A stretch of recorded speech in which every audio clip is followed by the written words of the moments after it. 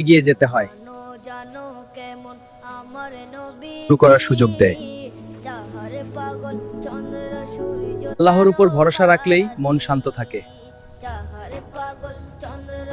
আর সেই স্বপ্ন পূরণের চেষ্টা চলবেই।